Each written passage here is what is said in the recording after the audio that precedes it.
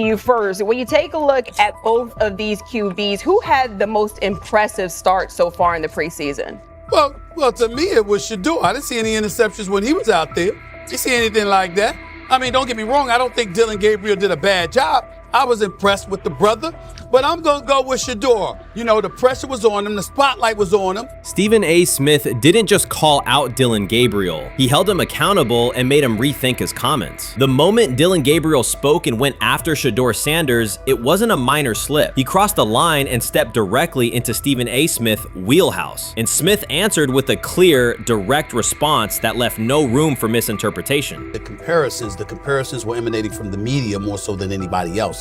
And that's what I think, that's exactly who I think he was directing his comments towards. Having said that, Dillon Gabriel, respectfully, it was stupid. A very dumb comment to make. First of all, let me tell you something right now. In every walk of life, far beyond the parameters of a football field. This wasn't casual sports commentary, it was a decisive critique. Dillon Gabriel's comments were taken apart by Stephen A. Smith with clear, direct points. Gabriel, a quarterback with solid stats but limited top-level achievements, chose to take a public shot at Shedeur Sanders. Shedeur, who has handled sustained media scrutiny and on-field expectations, became the target of an unnecessary criticism. Smith responded by challenging Gabriel's standing to make that claim, and by defending Sanders on the facts. The outcome was clear. Gabriel overreached, and Sanders didn't deserve the hit. Dan Orlovsky would sit up here in comparison to Shedeur Sanders, who did no such thing, and say, hey, thought he looked better. I got to give him the edge here. I thought it wasn't bad. A pick six and a fumble, and we can get over fumbles. Have you heard anybody say that? I know it's possible. Have you ever heard anybody say, we get over? Stephen A. Smith responded immediately. As soon as Dillon Gabriel made his comments about Shedeur Sanders, Smith delivered a clear, point-by-point critique that drew national attention across the NCAA media cycle. Dillon Gabriel has a reputation as a good quarterback, not a dominant one. He can post strong numbers against opponents like Tulsa, but his performance has been inconsistent when the stakes and competition rise to playoff level. Well, those who produce get treated differently than those who don't. What he said echoes the mentality of all of America practically, and most certainly the world, as we see things being globalized more and more every day. It was a stupid, idiotic, immature comment, because clearly you were feeling the heat because a lot of people was talking about how Shedeur should be QB. Dillon Gabriel is a capable quarterback, but not a standout. Even so, he chose to talk down to Shedeur Sanders, a quarterback who has navigated constant scrutiny and pressure and still represents the future of a program that was struggling before he arrived. The comparison was weak. The criticism was unnecessary. Stephen A. Smith recognized that and dismantled Gabriel's argument with a clear, direct response. How the Browns react to this, how the locker room reacts to this, how Shedeur reacts to this, because it was a clear shot at Shedeur. But let's say Dillon Gabriel's talking about the media. How could you be a brand new quarterback in the NFL and the first time you get behind a mic after your first game, you throw the media under the bus? That's arrogance. Stephen A. Smith excels in moments like this. When Dillon Gabriel made his remarks about Shedeur Sanders, Smith responded with a focused, direct critique. He questioned Gabriel's standing to make that claim, noting that Gabriel has transferred between programs and has not been a Heisman finalist. Without theatrics, Smith laid out why Gabriel's resume doesn't justify taking public shots at Sanders. Smith's point was clear. Targeting Shedeur Sanders, a quarterback central to his program's future and consistently under intense scrutiny, was misplaced. Gabriel's criticism lacked the substance to support it, and Smith methodically showed why. Content today on his 42nd I want you to be meaner. Birthday. That's number one. Number two, after the game, the Browns head coach Kevin Stefanski said there was a mix-up in the routes and that players were in the area that they shouldn't have been. Look at Stephen A's face. Look at Stephen A's face.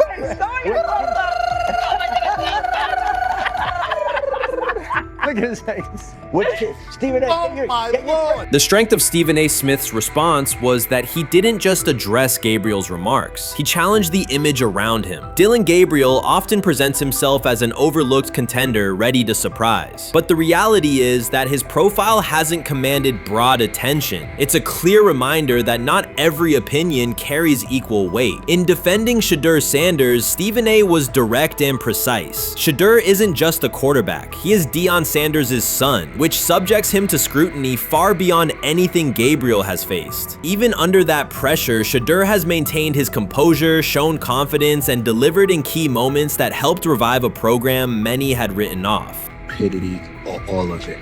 I thought it was a clear shot at Shedeur due to the fact that his Oregon coach threw a shot at Coach Prime and Shedeur during their meeting at Colorado last year. But you know what? The cream rises to the top. Let's see what happens this week.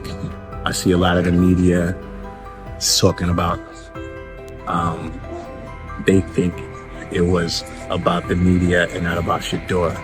And I think that's a chess move. For Dillon Gabriel to take shots at Shedeur Sanders was a miscalculation. Stephen A. Smith made the mismatch clear. Gabriel's attempt to shame Sanders was unnecessary and counterproductive. You don't target Deion Sanders' son when Deion has turned Colorado into primetime television. It underscored that Dillon Gabriel has often played with a chip on his shoulder because the spotlight hasn't followed him. He has been around long enough to compile numbers but not to earn broad respect. That's why going after Shedeur was misguided. Sanders, despite ups and downs, drives headlines. Gabriel's most notable headlines have been his transfers. Stephen A. Smith pressed that point without hesitation, challenging Gabriel's standing and leaving his argument looking like a forced throw that turns into a pick six. You know what? Still needs to thank me a little bit more for that restaurant I treated him and his family to, because it was big time, and stop embarrassing me by going places and trying to use coupons. That's how pathetic he is.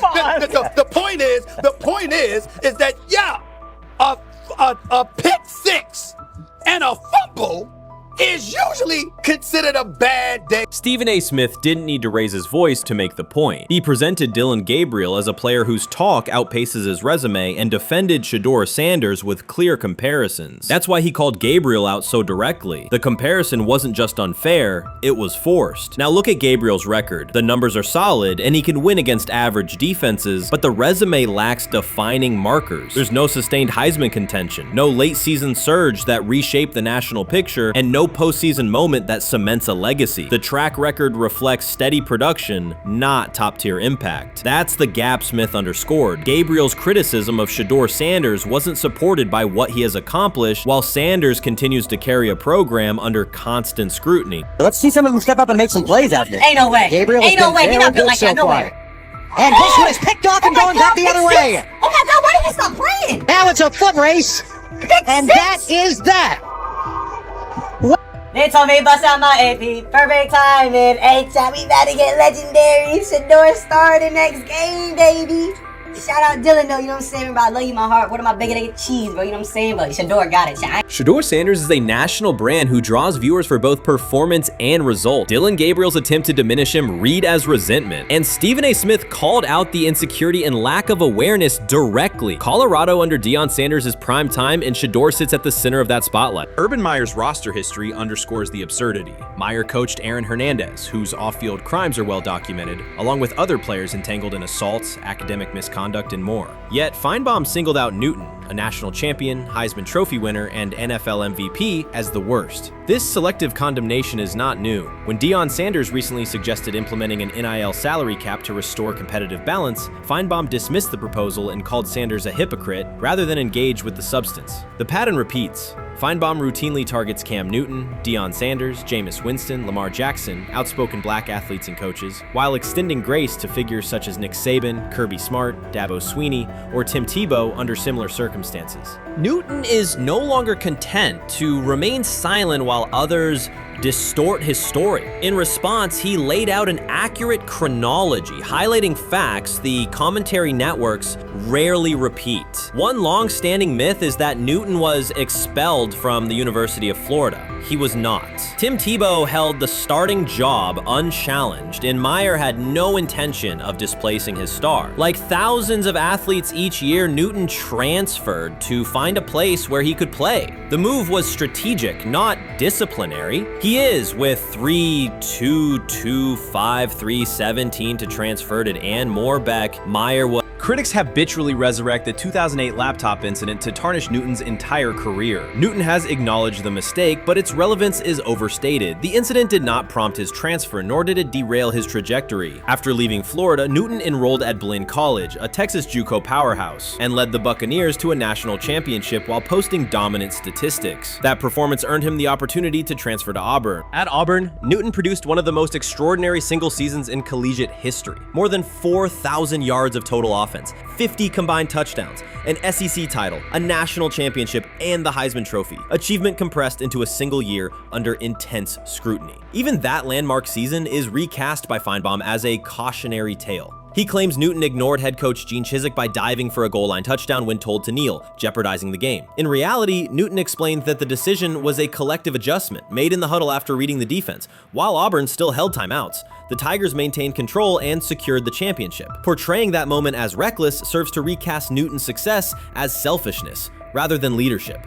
Feinbaum's approach to Sanders reflects the same dynamic. When Sanders urged a structured NIL ceiling to protect athletes and stabilize rosters, Feinbaum immediately labeled him hypocritical. Yet when Saban or Sweeney voice identical concerns, Feinbaum frames them as thoughtful guardians of the sport. The inconsistency reveals that the determining factor is not the argument but the identity of the speaker. Unapologetic black leaders who control their narratives, challenge entrenched hierarchies, and Feinbaum's commentary often functions as a check on that influence.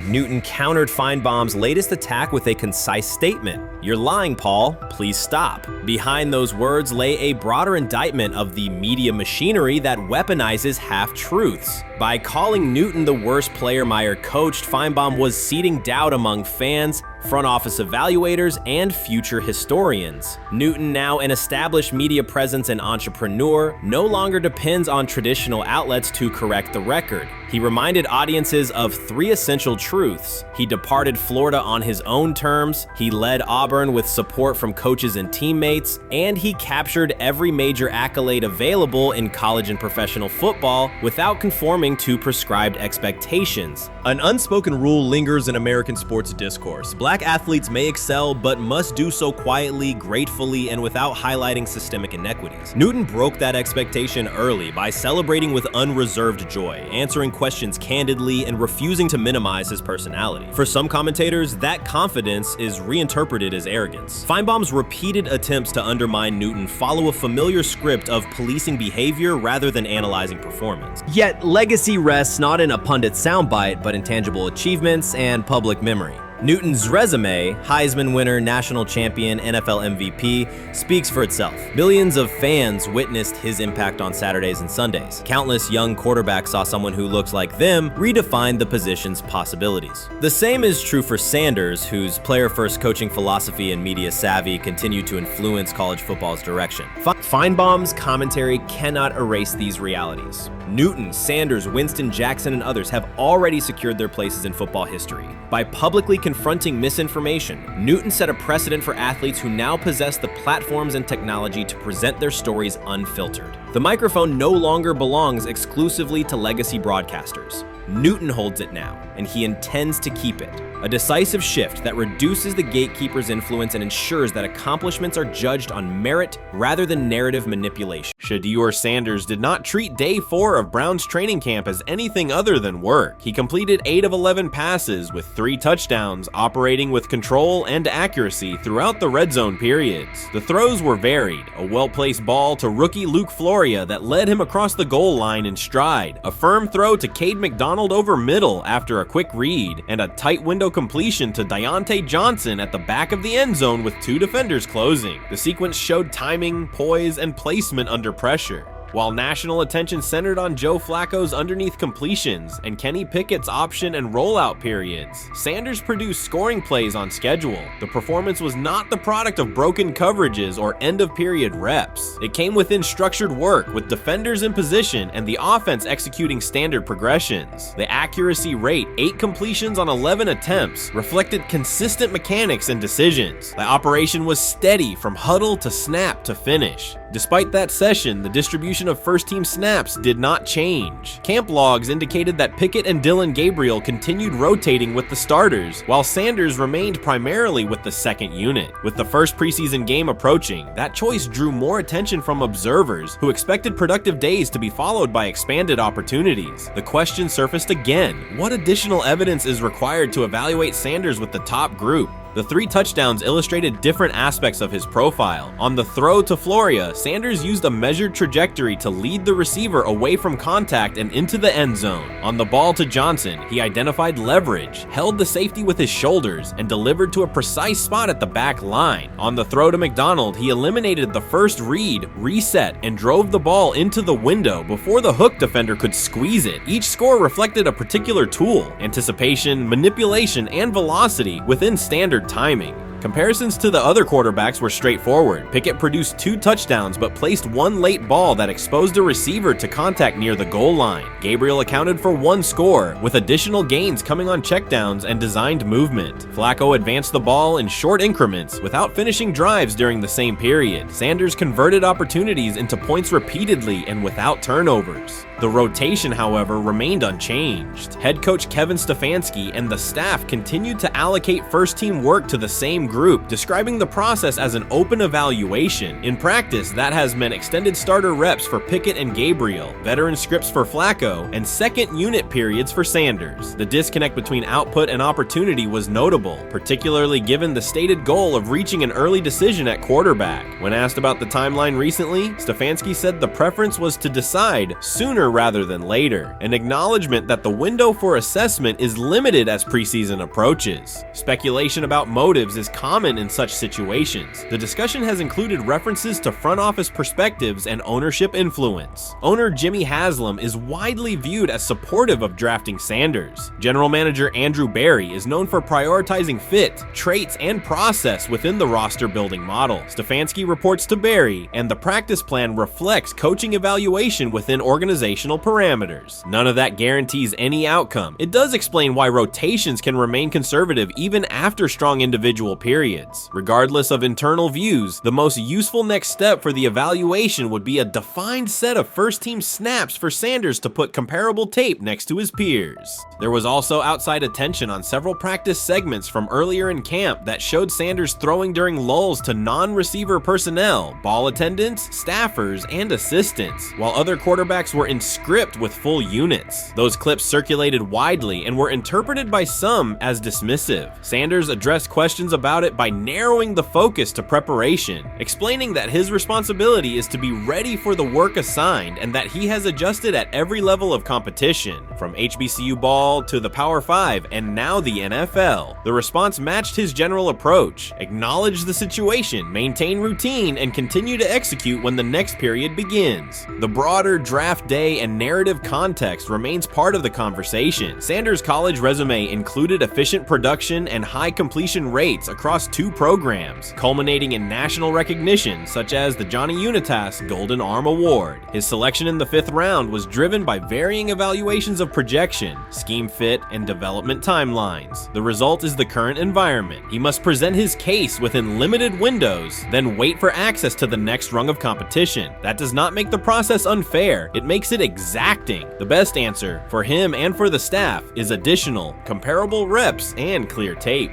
Fan reaction after day 4 was direct. Social accounts and comment threads filled with assessments that centered on performance rather than reputation. Sanders produced 3 touchdowns, avoided negative plays, and showed command in the red zone. Supporters pointed to that tape and asked for opportunities with the starters to verify whether the same rhythm carries over with the top receivers and linemen. The message was not about headlines. It was about the logic of evaluation in a compressed calendar. From an operational standpoint, Sanders' day reflected consistent fundamentals. His base was disciplined, his eyes matched his feet, and his timing aligned with route depths. On the Johnson score, he used a subtle shoulder turn to hold the safety before resetting and throwing to the back line. On the McDonald throw, the ball was out on the second hitch, arriving before the defenders could converge. On the Floria play, the arc and placement minimized the hit risk and maximized the run-through. Those are portable traits. They translate across units if the timing with receivers is established through reps. The staff's balancing act is real. They must prepare the presumed Week 1 starter with sufficient continuity, while also giving developmental players enough exposure to judge ceiling and floor. That tension is present in every camp. The cleanest path through it is to carve out defined first-team sequences for each competitor and evaluate the tape against comparable defenses and situations. High red zone, low red zone, third and medium, and 2-minute. Sanders' performance on day 4 strengthened the case for such an allocation. Context matters off the field as well. Earlier in the offseason, 2 speeding citations, 91 miles per hour in Brunswick and 101 miles per hour in Strongsville, prompted public comment from Barry, who emphasized standards and safety. Sanders accepted responsibility, stated that he learned from the incidents and moved on. In camp, he has kept the focus on football tasks, install retention, cadence management, protection IDs, and post-practice review. He has also continued to build rapport across position groups, including veteran receivers and defensive backs, so that timing and expectations are clear when reps arrive.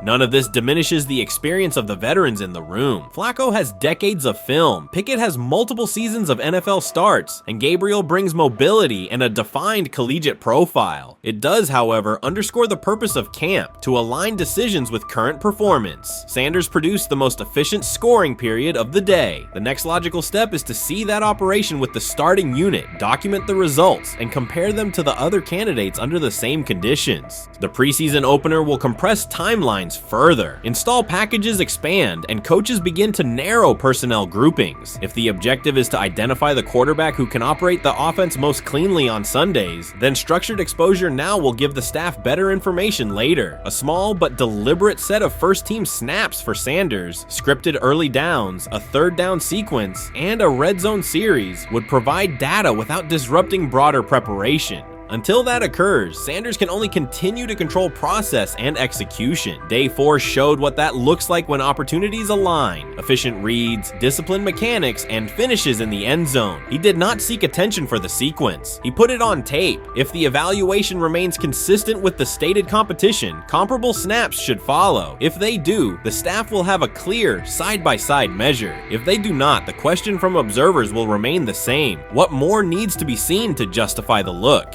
For now, the record from day 4 is clear. 8 completions on 11 attempts, 3 touchdowns, no turnovers, red zone precision, consistent control at the line and in the pocket. Those are tangible outputs. They merit a defined opportunity with the starters as the team moves toward preseason and the decision that follows. Whether or not that opportunity arrives immediately, Sanders has shown the preparation and execution necessary to be evaluated on equal footing. The next step is a matter of allocation, not speculation. You can't fire the owner because he can't fire himself. Yeah, someone's head's going to roll, unfortunately, in this situation, and it's probably Stefanski and Barry. I saw on The Athletic. I don't think that's fair, by the way. Stefanski, that part. I agree. I was saying the other day on my podcast that Barry should be fired. And I said I wouldn't fire Stefanski, but a couple of people made the point of saying, well, if you fire the GM, you got to give him a chance to hire his own coach, which is fair. That's true. So I would fire Barry. I would hire a new GM. If that GM thinks Kevin Stefanski's a good coach, wants to stick with him. The situation in Cleveland has escalated with the NFL. Sources indicate GM Andrew Barry is prepared to move on from head coach Kevin Stefanski if he refuses to elevate Shedeur Sanders. The Browns are weighing a major quarterback change. Leadership appears to be aligning behind Sanders and pushing for immediate action. This is a high-stakes decision about control and the team's direction. I think it's unfair for me to comment in I guess, maybe on behalf of the industry. All I can say is this, the time that we spent with Shedeur, and what he's done throughout his college career is impressive. He's an impressive young man. He's a really good quarterback. Sometimes, fit comes into play. And I'd also say this, there are 4 more rounds of the draft. And then maybe lastly, it's less about where you get picked and what you do after you get picked. That's really the most important thing. Getting to know him over the course of the spring, he has a ton of resolve. Andrew Berry appears to be at a breaking point. Pressure from fans and within the organization to play Shedeur Sanders is intensifying. Berry is pushing for a move towards Sanders, while head coach Kevin Stefanski remains cautious about altering the depth chart. The divide is clear. One side wants acceleration, the other a measured rollout. The organization is under heavy scrutiny, and the focus has shifted to when, not if, Sanders sees the field. Has the fourth highest odds of any head coach this season to be fired. He's clearly on the hot seat. It's been a discussion for really a couple years now, dating back to last season's 3-win season. And he's always had kind of hot and cold seasons. And now the sports books are saying he's fourth on the list. Number 1 is Mike McDaniel of the Miami Dolphins, Brian Dable of the Giants at 2, Shane Steichen at 3, and there is Kevin Stefanski plus 650 to be fired. This has moved beyond tension to outright stubbornness. Rather than elevating Shedeur Sanders, the staff has chosen Dillon Gabriel. The current depth chart looks less like a forward plan and more like resistance to change. Fans have been clear about who they expect to see, yet the organization keeps delaying. Every week without a real evaluation of Sanders slows development and blurs accountability. Cleveland is choosing a conservative approach when a decisive decision is needed, sending a message of uncertainty to both the locker room and the city. Now being the third-string quarterback for the Cleveland Browns, was that so much was made out of unbelievable. He actually made the team as the third-string quarterback. Like that was a big deal. Like that was somewhat of a surprise to a lot of people.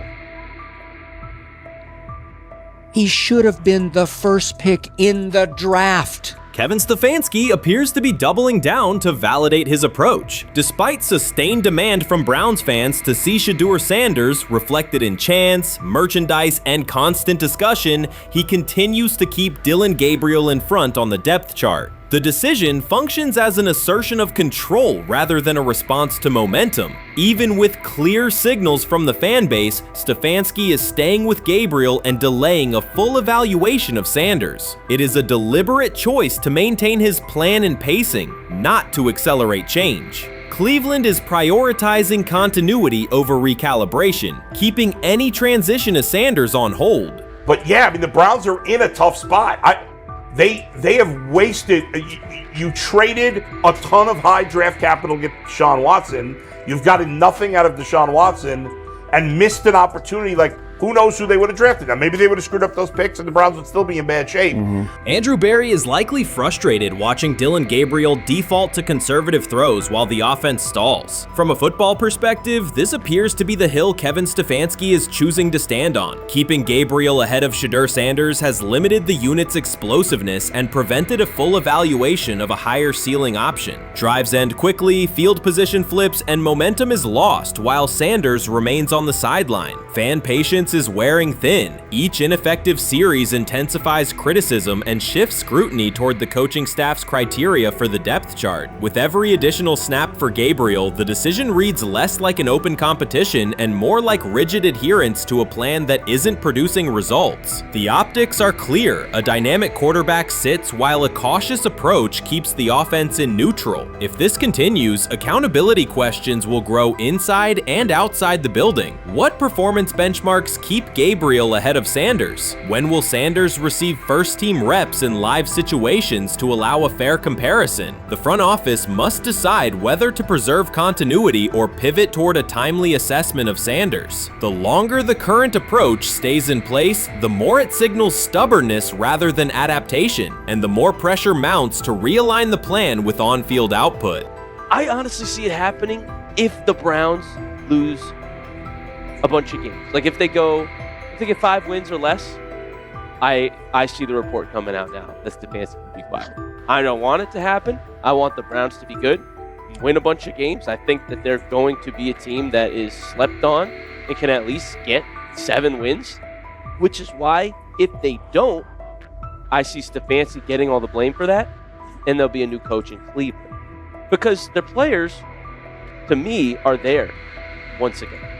We've talked about the incredible rookie class. The approach in Cleveland lacks consistency. One week, Andrew Barry signals he wants Shedeur Sanders on the field. The next, Dillon Gabriel gets the reps and the plan stays conservative. Through it all, Kevin Stefanski shows limited urgency despite pressure on his job security. Fans are asking for an offense that can push the ball, change field position, and produce points. Instead, the unit leans on short throws and cautious sequencing. Gabriel's play keeps the ceiling low and momentum static, while a full evaluation of Sanders is postponed. The result is growing frustration and a clear disconnect between the front office, coaching staff, and expectations in the stadium.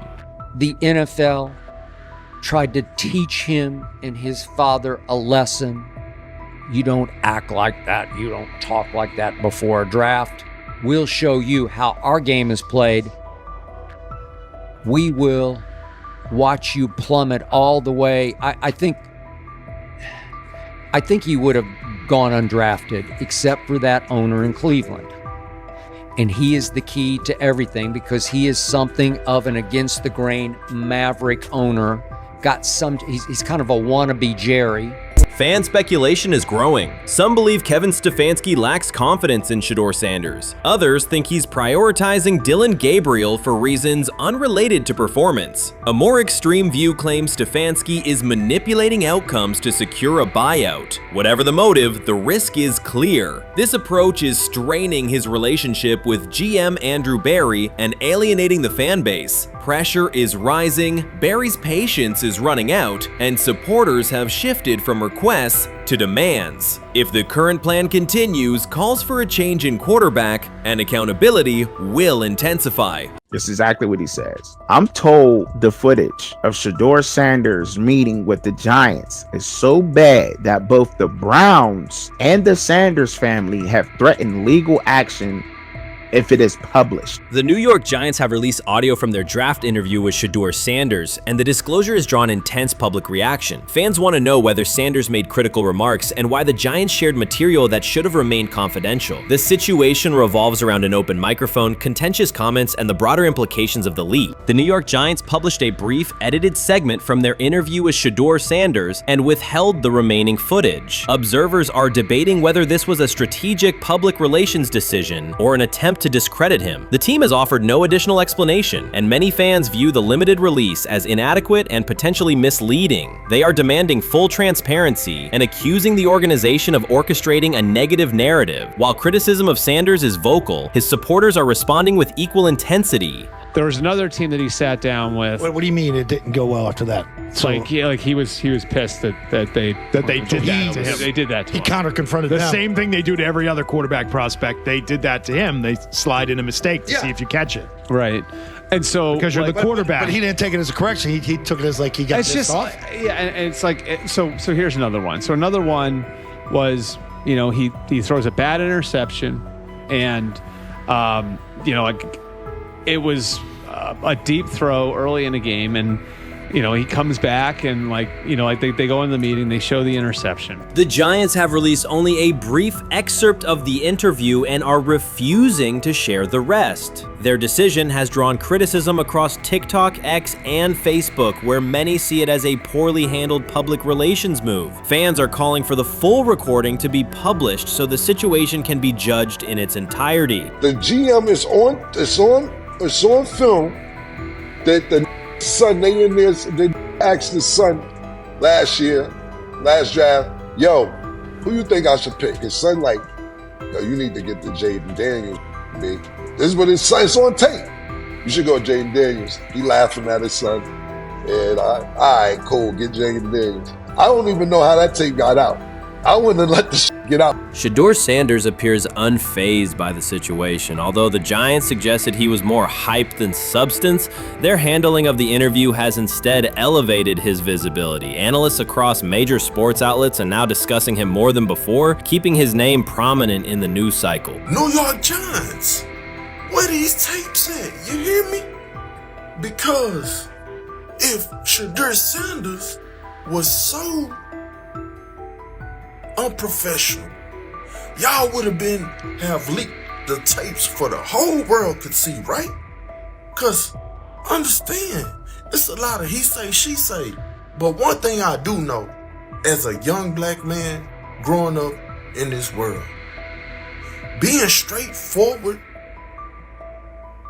and not sugarcoat anything. The Giants' PR team appears to reject Sanders' family connection outright, a decision many view as unprofessional and lacking nuance. Internal discussions seem to have dismissed quarterbacks with prominent relatives as poor fits for the organization, revealing limited awareness of public perception. The response was swift. A single edited clip ignited widespread debate on social media, with fans asking why essential segments were held back and what the team might be hiding. Critics argue that if the full interview contains nothing damaging, the club should release it in its entirety. Online discussion intensified immediately and continues to gain momentum. What they do during the film and the combine and the meetings is teams will install mistakes intentionally planted in the install, and they want you to catch them. Shedeur didn't, and when a coach called him out, once again, it didn't sit well. It's like, bro, there's not many teams needing quarterbacks, especially since Pittsburgh appears to have a deal with Aaron Rodgers and Tennessee's getting Kale Moore. The Giants' decision to withhold the full interview has produced an unintended result. Instead of diminishing interest in Shedeur Sanders, it has intensified it.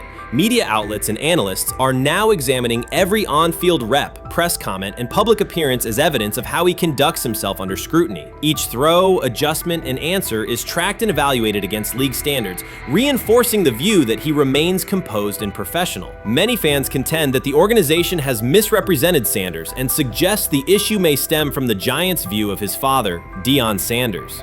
They see the partial release as an attempt to raise doubts about his character by association. That perception has only made his profile more compelling. The discussion has shifted from whether he deserves a high draft position to how effectively he withstands sustained pressure. Sanders is now regarded not just as a talented prospect, but as a symbol of resilience, central to debates about transparency and organizational strategy. Even if the Giants eventually provide more context, the visibility they have created for him is unlikely to fade. The most fun yet the most difficult thing I cover and we cover all year long is not games. It's the NFL draft. Because I've said this many times, you get lied to for a month to 2 months up to it. And so often during the draft, and every few drafts, there's a guy that really falls, precipitously falls. This year it was Shedeur Sanders, it's been Aaron Rodgers, it's been Dan Marino. Every few years somebody falls a lot. And so, but those stories don't come out until like the fall. Criticism of Shedeur Sanders from within the Giants organization has become increasingly public. Team communications appear focused on casting him as an overhyped prospect, whose character should be questioned, a narrative that seems aimed at shaping opinion rather than assessing performance. Yet each selective release or negative remark has instead amplified attention on Sanders and elevated his reputation. Efforts to confine him to a narrow, unfavorable image continue to produce the opposite effect, reinforcing his position as an underdog who endures external pressure. The debate has shifted from football analysis to broader concerns about narrative control and transparency. Fans, reporters, and online communities are still urging the Giants to publish the full interview, arguing that only complete context can resolve speculation. The organization's refusal to comply has intensified scrutiny and led many observers to conclude that the team underestimated public reaction and now faces questions it could have avoided with full disclosure. The tapes, the New York Giants have the tape. They definitely have the tape. It's confirmation that they have the tape. Shedeur didn't do nothing. It's what they saying he did. I'm gonna tell you what these mixed reaction right here. So we already know about the New York Giants, but the Pittsburgh Steelers head coach Mike Tomlin reported admired Sanders' talent, but hesitated to draft him due to previous challenges with quarterbacks like Russell Wilson and Justin Fields, leading to more cautious approach. Las Vegas Raiders. Sanders met with Raiders at the NFL scouting combine and expressed enthusiasm about potentially joining the team. His familiarity with the West Coast offense and quick release was noted positive, though concerns about his ceiling. Hours after the Giants posted that short audio clip, the timeline never slowed. Comment threads filled with frame-by-frame breakdowns, lip-read attempts, and side-by-side comparisons of what was said versus what was left out. Reporters called league contacts. No one could explain why a franchise would stir this level of curiosity only to seal the vault. Each refusal sharpened focus on Shedeur Sanders, turning routine throws into national talking points. Analysts kept circling back to the same note. His cadence at the line looks unchanged, steady against the noise. Hashtags demanding the full interview, trend drop, and trend again.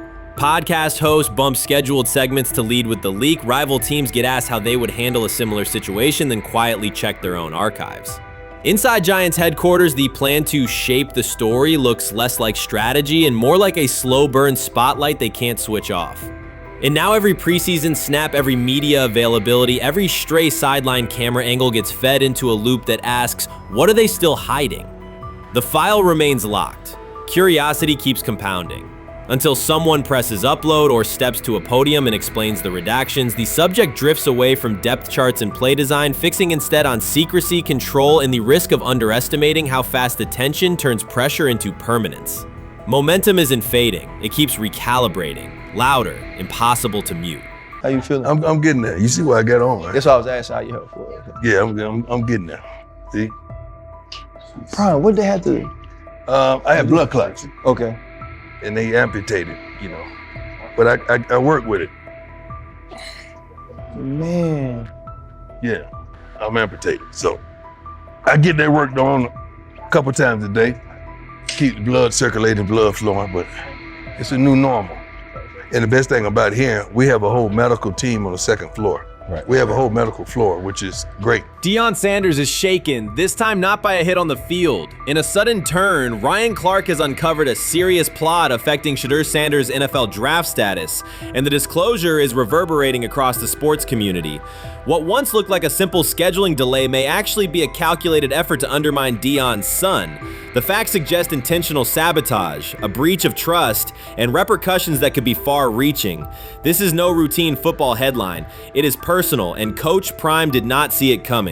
The sports world loves to celebrate underdogs, yet it often takes even greater pleasure in tearing down rising stars. Deion Sanders is witnessing that cycle now, not from the sidelines as Coach Prime, but as a father. The lights in Boulder remain bright, the cameras keep rolling, and Sanders still wears his gold watches, sunglasses, and natural swagger. Still, behind that familiar smile is a man carrying deep pain as criticism aimed at his son mounts daily. How much of that is opening press conference saying, okay, we are family, saying that he was sent to do certain things? Do you feel like people got attached to that, or it just was the fact that prime time is at Jackson State? It's prime time. If my son plays cornerback, I want him to be around, in my opinion, the best cornerback ever to touch the field. That's right. If my son played DN, I'd have to talk to you and tell me who's coaching the DNs. That's but right. I was sending my son to play for prime. His pain does not come from critics or losses, but from watching his son, Shedeur Sanders, get pulled into a system where politics outweigh performance. By every metric, arm strength, accuracy, field vision, Shedeur belonged in the top 3 of any NFL mock draft. Defensive coordinators who tried to unsettle him know he never flinches. He owns the unteachable leadership trait that turns strong prospects into franchise cornerstones. Then the narrative shifted. Draft boards that once placed him 2nd or 3rd slid him to 5th, then 12th, and eventually out of the 1st round on some lists. Analysts grew cautious, executives became vague. The statistics stayed strong, and the game film still proved his ability, yet the buzz evaporated. The abrupt silence felt deliberate and wrong. Former NFL safety and respected analyst Ryan Clark then delivered an unfiltered disclosure, not on a scheduled TV segment, but in an unscripted comment. He stated plainly that influential figures inside the league were not overlooking Shedeur Sanders. They were actively holding him back. The motive, Clark said, was political, and the real target was Deion Sanders, Hall of Famer, architect of Jackson State's resurgence, and the coach who turned a 1-11 Colorado program into a national headline. Deion's refusal to conform, wearing sunglasses indoors, dancing with players, speaking candidly, challenged an establishment that favors predictable images and rehearsed statements. According to Clark, that resistance to tradition was not forgotten. When Shedeur displayed the same mix of talent and confidence, concern spread through front offices and media circles. Questions about leadership style and attitude surfaced. Coded language for discomfort with a quarterback who mirrors his outspoken father. Clark's point was clear. The issue is not Shedeur's performance. If he had posted identical numbers at Ohio State or Alabama, endorsements and media specials would follow. Instead, interest cooled because the Sanders family embodies a self-made identity the league cannot easily manage. Their visible pride and independent brand challenge a system that prizes control, and that threat, not football ability, is what Clark believes is suppressing Shedeur's draft stock. The 2025 NFL Draft was expected to be Shedeur Sanders' moment. Many projected him as a top 10 talent and a headline quarterback in one of the most discussed college football storylines in years. Instead of walking across the stage on the first night, he waited through 3 days without a call. There was no celebration, only silence. When the phone finally rang at pick no. 144 in the 5th round, it was the Cleveland Browns. With that selection, the financial outlook changed dramatically. The Sanders family believes this was not a typical draft slide, but the result of coordinated action. They are pursuing a $100 million lawsuit alleging collusion across parts of the league. In the months before the draft, Sanders was consistently discussed among the top quarterbacks in the class. Television and digital analysts praised his poise, accuracy, leadership, and command. Scouts highlighted a 74.1% completion rate, record-setting stretches at Colorado, and his rise from an HBCU star to a national figure. Consensus expectations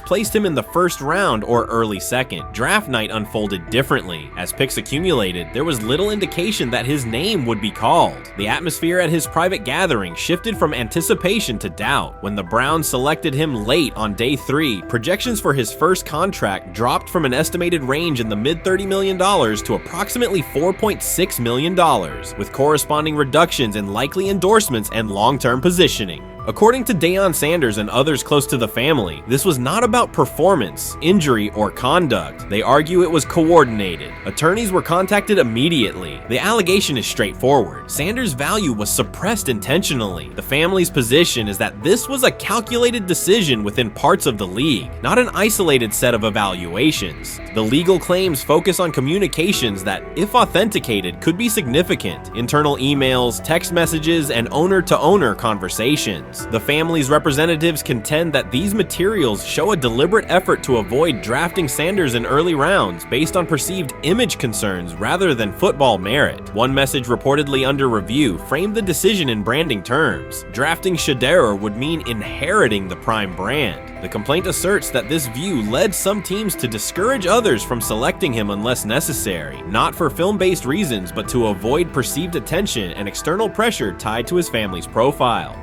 A related thread involves speculation about team fit and willingness to play for certain franchises. Past public comments by Deion Sanders were interpreted by some as signals of an Eli Manning scenario. The family's view is that these were strategic statements, not ultimatums. They argue that rather than engage in discussion, teams chose a passive approach, no direct rebuttal, reduced contact, and a collective reluctance to invest a premium pick. If phone records and written communications corroborate coordination, these items could become central exhibits. Media tone shifted as the draft neared. Coverage that had emphasized production and leadership began highlighting intangibles, interviews, and perceived coachability. Anonymous sourcing appeared in multiple outlets, with claims that Sanders skipped combine drills out of arrogance, bristled at film critique, or told one club, "Maybe I'm not the guy for you," after a tense session. A widely cited line, "Nobody wants a celebrity backup quarterback," was voiced by Colin Cowherd and circulated as shorthand for risk.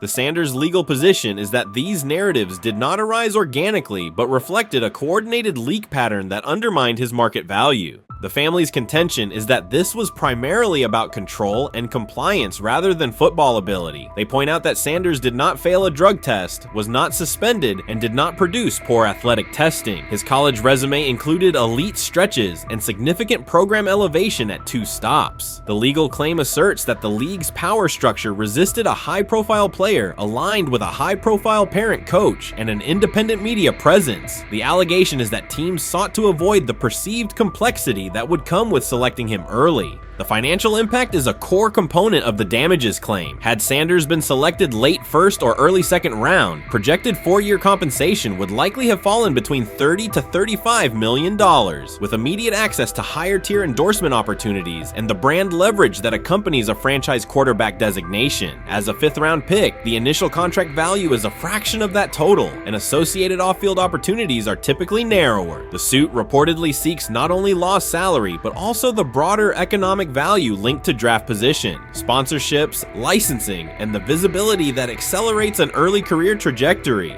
The The filing's scope, as described by sources close to the family, extends beyond the league office. It may involve media outlets, scouting firms, and specific executives if discovery shows coordination or materially false statements that affected value. The argument is that the draft slide harmed not only Shedeur, but also the broader Sanders brand, affecting perceptions of Deion Sanders as a recruiter, coach, and public figure. The family's view is that narrative construction around brand risk and celebrity backup produced a measurable economic and reputational loss. If a court authorizes discovery, the process would likely compel emails, internal draft notes, and message archives from teams and third-party intermediaries. Subpoenas could be served on media organizations for sourcing records related to anonymous quotes. That level of transparency would be unusual and could reveal how information flows during pre-draft periods. The legal theory moves beyond a single player's evaluation to the draft's integrity, whether owners or executives acted in concert to reduce a prospect's value for reasons unrelated to football performance.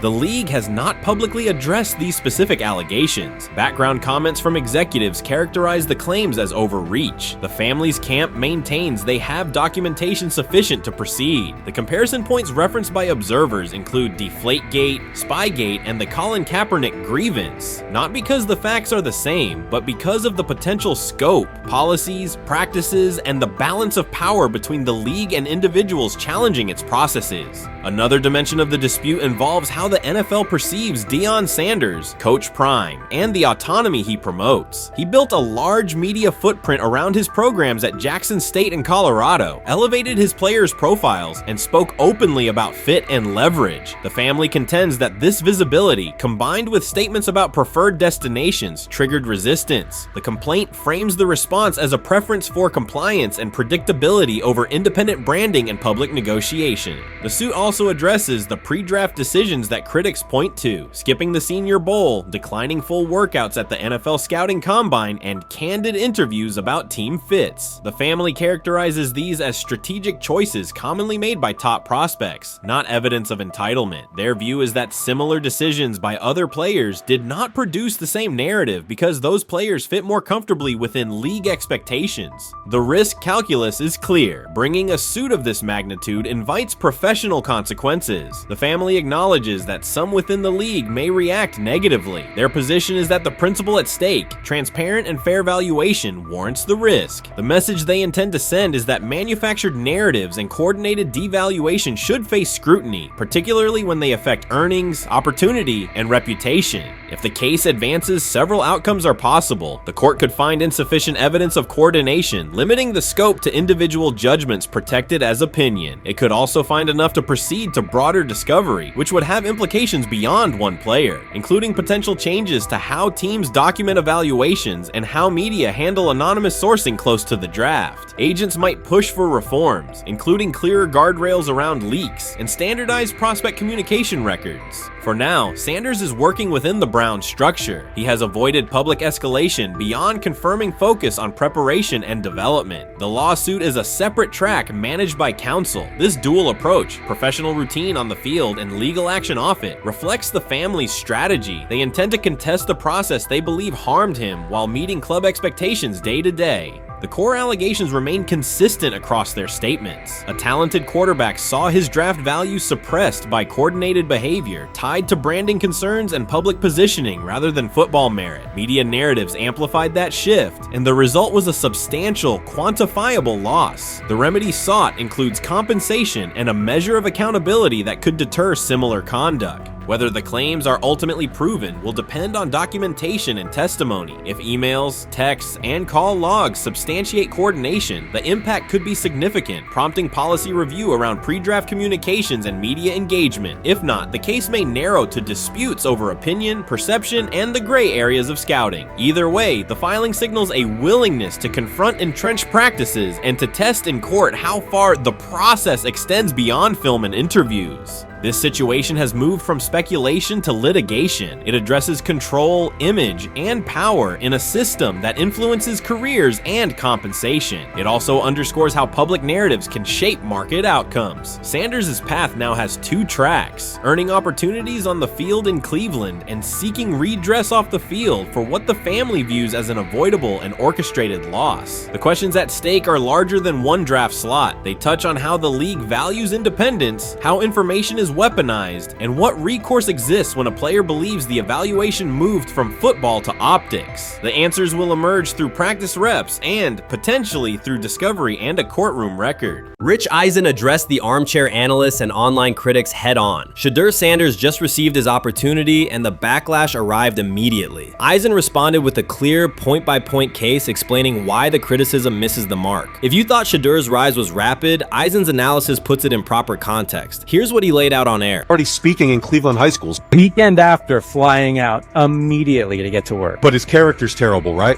You know, and listen, oh, he interviewed bad, you know. According to who? The New York Giants? No offense, Bert. The same New York Giants that gave Daniel Jones a huge contract and let Saquon Barkley out the door, that's the intel we're trusting here? That was for him to celebrate. He just made, I mean, look, he put in work in college. He had the privilege of being coached by his father, which we all would love and do. Turned around not one, but two programs in college football. And then literally for any athlete, being drafted at the highest level is a success story in itself. Rich Eisen delivered a direct response to the critics. He addressed the online claims reducing Shedeur Sanders to Deion Sanders' son instead of evaluating him as a quarterback on merit. Eisen challenged those assumptions and refocused the discussion on performance, preparation, and opportunity. Say Kenny Pickett had strained his hamstring. Shedeur, they say his first day in pass, 9 for 9, 2 touchdowns, no interceptions. They were just hating on this young guy. Within minutes, Rich Eisen delivered a structured breakdown, addressing each claim with evidence and dismantling weak narratives through clear analysis. He replaced speculation with data and kept the focus on what matters: decision-making, accuracy, leadership, preparation, and game management. The reality is simple. Shedeur Sanders was not given this opportunity. He earned it through performance and consistency against real competition. He accepted the role, met the standard, and handled the moment with professionalism and urgency. No shortcuts, no favors, just results and readiness. Eisen's point was direct. Evaluate Shedeur on his work, not assumptions, and acknowledge that he has justified the opportunity on the field. I've done it at 2 locations already, so it's simple. So that's why when people say I'm not, you know, one of the top quarterbacks or the top quarterback, because what are y'all going based off of? Because I did it year after year after year, and you see the progression. So it's like, obviously, it got to be some type of external hate that you have for the family, for the last name, for anything, because I know I proved myself. While many were still debating whether he was NFL ready, Shedeur Sanders stepped onto the practice field and operated like a clear QB1, setting protections, controlling tempo, and executing the plan. The narrative that he is just flash, media attention, or his father's influence does not hold up against his work in installs, progressions, and situational drills. What he showed was composure, efficiency, and command of the offense. He processed quickly, protected the football, and delivered on-time throws, demonstrating preparation and control. I'm a firm believer. If I wanted Shedeur Sanders at 2, at worst at 33, of course I already think that he's better than other quarterbacks. Because that's the type of talent, that's where I would have picked him at.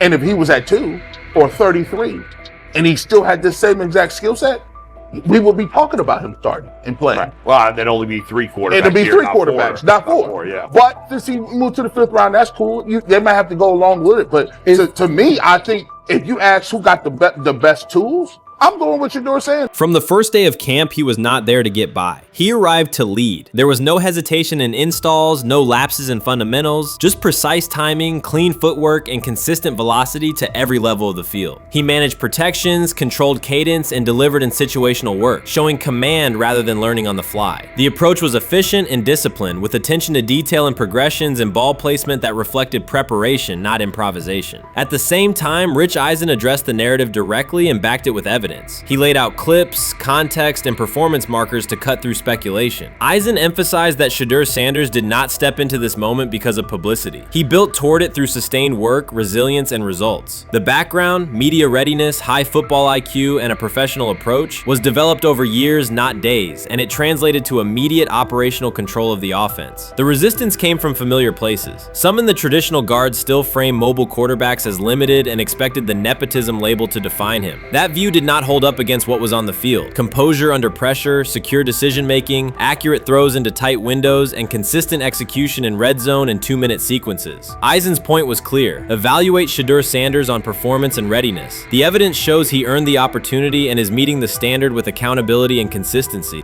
Yeah, teams didn't draft him because they didn't think he was first-round talent. And the quote we played and that's on the screen, I think is flatly wrong. We all know this shouldn't have happened. Yes, it should have. It should have happened because this wasn't.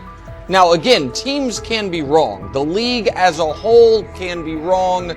Hell, the Baltimore Ravens drafted a 25-year-old tight end before they drafted Lamar Jackson in the same draft. The die is not cast on who Shedeur Sanders. He stated it plainly. This is not a celebrity appearance. This is a quarterback with pocket presence, leadership, and decision-making that stands on its own. You either show it or you settle into a backup role. Shedeur Sanders is not auditioning. He is establishing himself as the starter. When the opportunity arrived, whether through injury, trade, or depth chart changes, Shedeur was prepared and delivered. He did not hesitate. He executed the offense and finished drives. As others tried to catch up to what they were seeing, Rich Eisen reinforced the same message he has been repeating: evaluate the work. Camp reports have been consistently positive, but the important shift is how the performance is being received. Casual attendees who came to observe left talking about Shedeur's command and poise. Detailed observers focused on his pre-snap reads, protection checks, and audibles, highlighting the mechanics, timing, and ball placement that support efficient, controlled play. I view things as I got time. I got time to be able to grow and mature, and be able to understand the ins and outs of the defenses and be able to get the good insight from the vets in the room. So I look at it as, a plus. And whenever, it's time for me to play. Shedeur Sanders rolled into Browns camp and instantly made the whole practice feel like a recess pickup game. NFL vets suddenly looked like they'd forgotten the playbook and were just trying to keep up. With that being said, I see some balls coming out of Shedeur Sanders at that camp, and I'm like, kind of looks like a guy. Yeah, I'm ready. He can sling it. Ready to teach. I see him, some of the veterans, how they talk to him, mic'd up, see what he's doing in the community. Yep. Talking about Njoku there? Njoku, Mike that, but once you see, different little interactions and things like that, I know he has the talent. We'll see. It'll be a competition that usually brings the best out of guys, especially young guys, so I'm interested to see how that quarterback situation. Right after Shedeur Sanders tightened his cleats and the Browns settled in for what they figured was a routine camp day, the whole vibe tilted sideways. No blazing comet, no UFO touching down at midfield, just a swagger-charged quarterback striding in like he'd crashed the wrong league and thought, yeah, I'll stick around and run this show. The Browns had no clue what storm was rolling in. You'd expect an NFL team to do a quick scout, maybe pull up a highlight reel or two, but nope. They greeted Shedeur with a shrug, only to watch him seize the field on snap one and run the whole operation like a seasoned pro. First and foremost, he's been the best quarterback in camp. Now look, Joe Flacco ain't had many opportunities. There was a whole day I saw he didn't throw the ball at all. Here's my theory on the situation. They already know who's starting in the number 2 is. They already know. Joe Flacco and Shedeur Sanders is already locked up. You're missing the boat, people. You're missing the boat. Your boy, Kenny Pickett and Dylan Gabriel, they're fighting. Shedeur didn't merely clock in, he hijacked the session. One moment he's loosening his arm, the next he's roasting veteran QBs like faded names on busted draft boards. Defensive coordinators everywhere had the same gut punch reaction.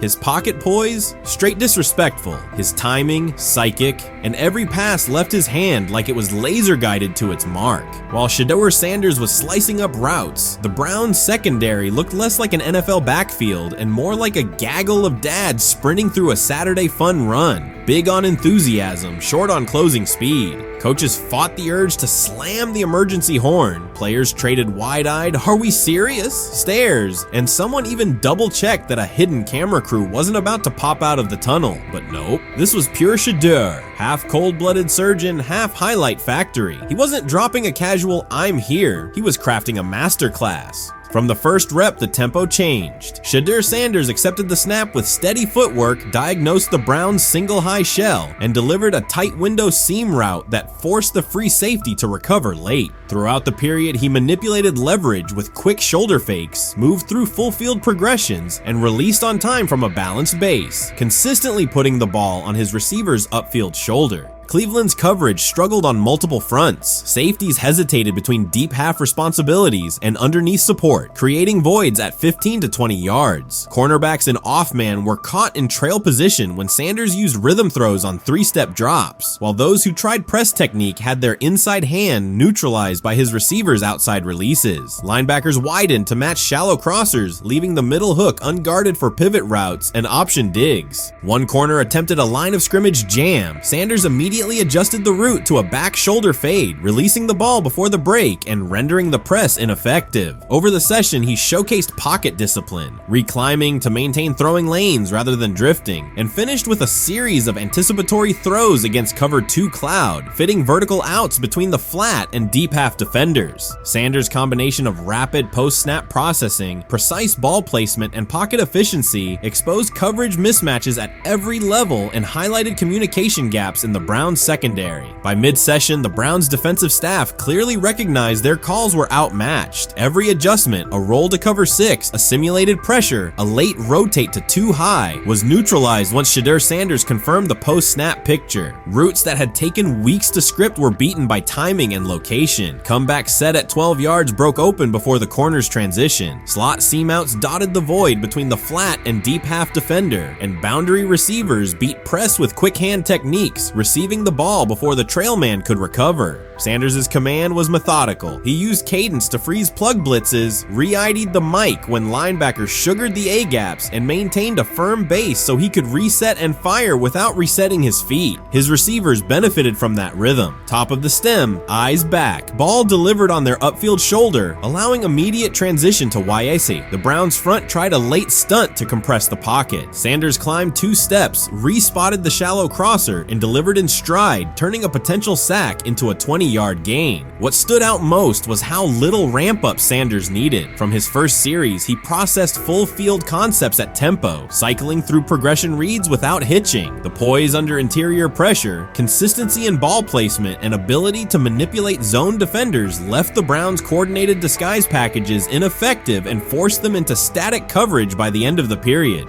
In short, Sanders' efficient mechanics, rapid processing, and anticipatory accuracy rendered Cleveland's defensive game plan ineffective at every level, from pre-snap disguise to post-snap spacing. Imagine there's many people that think Dylan Gabriel's a better quarterback than Shedeur Sanders. I don't care where they were drafted. And if the Browns are the one team that thinks that, then I'm going to suspect it's not true. They don't know what listen, they're doing. I every quarterback evaluation for 30 years. Right. I never root against anybody. Yeah. But I'd be surprised if Dylan Gabriel's ever a legitimate starting quarterback for the Cleveland Browns. I'd be surprised. I just don't think.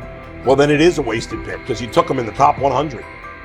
Yeah, but potentially. Yeah.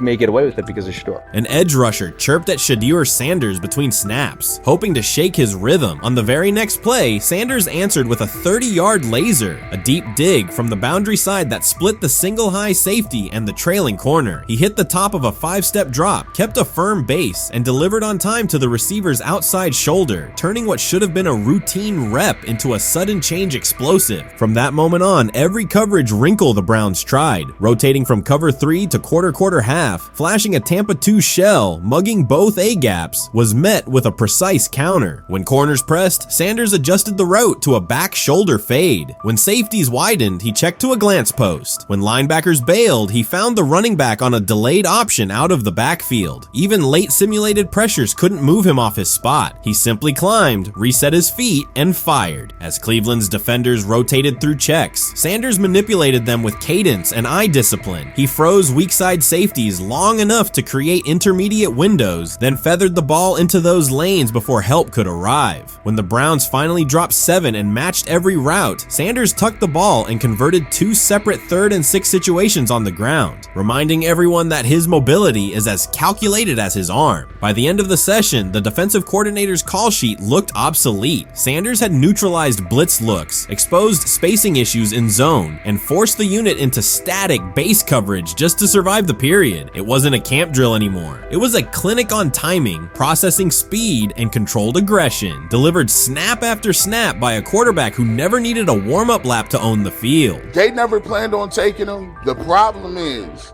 like Ocho Cinco said, you got somebody that has endeared himself to the locker room. And guess what? The difference between him and Tim Tebow, the biggest one, is he can play. He can throw the ball. Tim Tebow running around being an H-back. He can throw the ball. And he's done everything he needs to do. He ain't saying nothing. He ain't rocking the boat. He ain't mad about the reps. He ain't mad about none of that. All the people out there want to see is this, like Tyler said earlier. We want to see what he can do with Jerry Jeudy. That's it. I want to see what he can do with David Njoku. I want to see him with Junkins. I want to see him with the first running backs. If you are cooking, if you are beating down the doors with the 3s and 4s, guess what? You deserve more. From the first team period on, Cleveland's secondary looked a step slow. A deep third safety hesitated on a post-snap rotation, leaving Shedeur Sanders free to climb the pocket and fire a 22-yard out that arrived before the defender could plant and drive. The supporting cast around him, players fighting for roster spots, not Pro Bowl invites, benefited from his command. Sanders used tempo to control the defensive front, altered protections at the line, and located throwing lanes so quickly that one receiver didn't register the catch until he crossed the goal line. As the Browns tried new personnel groups, coverage busts multiplied. Starters slipped out for hamstring stretches while rookies rotated in, only to find the ball arriving on their blind side before they'd completed a midpoint squeeze. On a later 3rd and long, Cleveland finally closed the interior rush lanes, compressing the pocket with 3 defenders. Sanders pivoted through the traffic, stepped into a narrow escape window, and without resetting his shoulders, whipped a no-look pass to the boundary curl for a fresh set of downs. The throw turned a potential sack into an explosive play and left the coaching staff scrambling for answers. The people who are fascinated by Shedeur for whatever reason, whether it's his play, I guess, last year was kind of fun. If you're just like a guy who grew up like loving Deion Sanders and passed that love on down to your kids, I can see why you're like that. The one thing I will give them is you're looking at this quarterback room. If you're a fan of Shedeur and say, why can't he go beat Dylan Gabriel or Joe Flacco or Kenny Pickett? So I do understand that part of it, right? Because why not? Why couldn't he be the Brown starter in October or November? That looks like a quarterback room where everyone will get a chance to start. You made an interesting point. So I tend to have the drip, drip, drip. This was my Johnny Manziel theory, is that everybody makes mistakes, especially when you're young. But if I see 2, 3, 4, 5, then you've got a plumbing issue. It's not just you didn't close the faucet.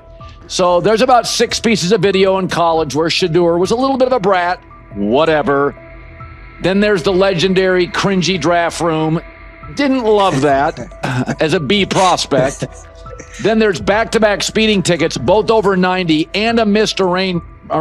The NFL is navigating unexpected headlines after a former Browns coach publicly defended Shedeur Sanders in response to reports of multiple speeding tickets. The coach's statement has sparked extensive online debate. Supporters welcome the show of loyalty, while critics question the motive. Sanders now finds himself at the center of an unforeseen controversy, and observers want to know why a Cleveland coach is standing so firmly in his corner. The story is developing rapidly and continues to draw intense attention. When it came out that he got a speeding ticket, I said it's not really that big a deal. I feel very differently about it now. Over 40 miles an hour over the speed limit, less than 2 weeks after you just got a ticket.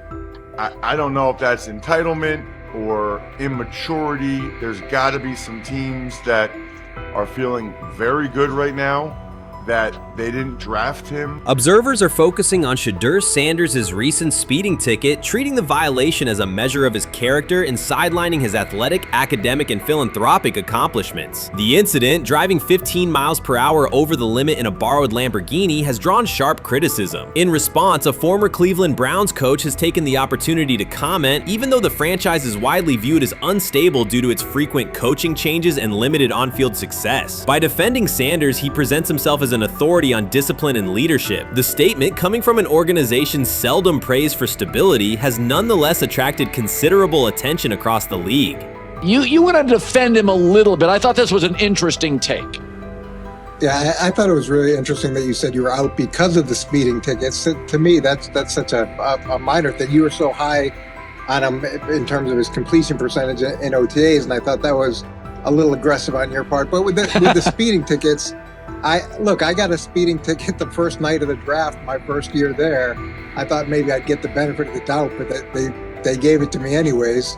As soon as the former Browns coach defended Shedeur Sanders, social media erupted with commentary, resembling the volume of draft night coverage. Posts and opinions appeared within minutes, and criticism escalated rapidly. Detractors amplified Sanders' minor speeding violation, while supporters argued that such reactions were disproportionate to a single traffic citation. Shedeur Sanders received 2 speeding citations, and the minor traffic issue quickly drew national attention. Before considering the former Browns coach's response, it is useful to clarify the facts. Sanders, son of Pro Football Hall of Famer Deion Sanders and a current college quarterback, was twice ticketed for exceeding the limit while driving a high-performance vehicle. Commentary on social media escalated rapidly, with critics framing the incident as a significant character concern, even as the league has historically tolerated far more serious legal transgressions. Stepping into the debate, a former Cleveland Browns coach, best known for a tenure filled with losses and contested decisions, issued a strong public defense. He argued that 2 speeding tickets should not define Sanders' reputation or overshadow his on-field talent and community work, urging a balanced assessment of the player's actions. I don't love it from a 5th-round draft pick. I don't love that it happened multiple times,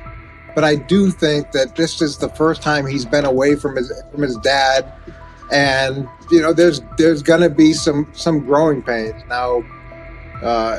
Would I sell my stock on it like you are? Not because of a couple speeding tickets, especially in light of the problems that Brown's quarterback room has had to deal with legally in the last few years. I mean, this is nothing. The debate quickly shifted from 2 speeding citations to broader claims about integrity, growth, and leadership. The former Browns coach framed the infractions as moments for personal development and urged observers to view them in context. Critics responded forcefully. Some called for disciplinary action, others questioned Deion Sanders' parenting, and a few sought to discredit the coach himself, despite his professional record already being widely analyzed across the league. The reaction underscores an apparent inconsistency in public standards. Fans often overlook on-field confrontations, heated sideline arguments, and other significant controversies, yet they treated Sanders' as routine traffic offenses, speeding without evidence of reckless endangerment, as indicators of serious character flaws. If such minor violations were adopted as the primary measure of morality in professional football, many players would face similar criticism.